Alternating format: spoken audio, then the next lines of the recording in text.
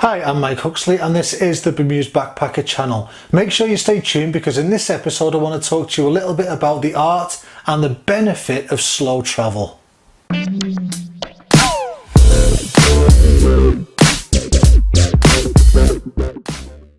One of the biggest mistakes most backpackers make when they travel is trying to fit too much into too little time.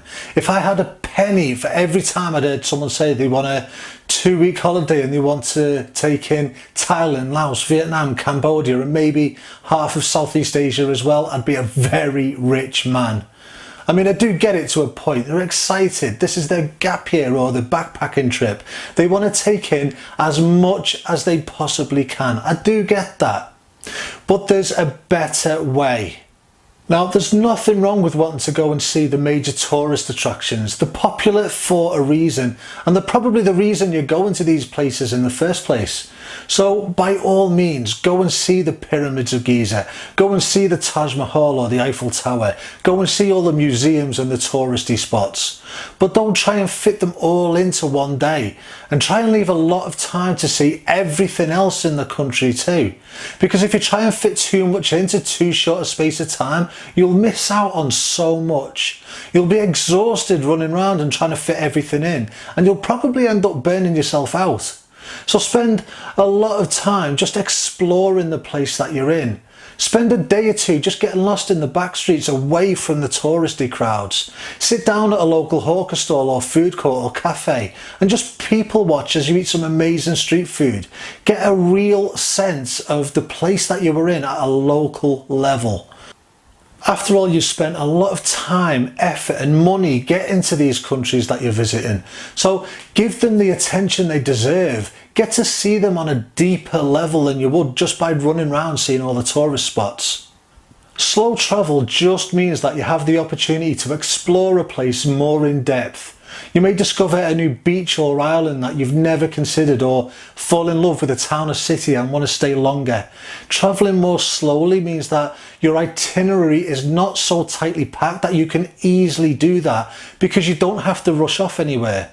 If you want to take a detour, you can. If you want to extend a stay somewhere by a week or so, you can. Having a flexible, open itinerary gives you the freedom to do just that. And that is the difference between trying to fit a round the world trip into 2 weeks or spending 2 months or more in just one country. And it's better for your body and your soul as well. Travelling the world can be exhausting, especially if you're travelling long term. And if you're bouncing around in transit or trying to fit everything into a short space of time, you'll be exhausted and you will burn out. Slow travel just gives you all the time you need to see everything that you want to see as many times as you want, and a lot of time to rest as well. Because contrary to popular belief, there is nothing wrong with taking time for yourself on your gap year. There is nothing wrong with just having a day to yourself, reading a good book on the beach or having a lazy morning people watching at a food court.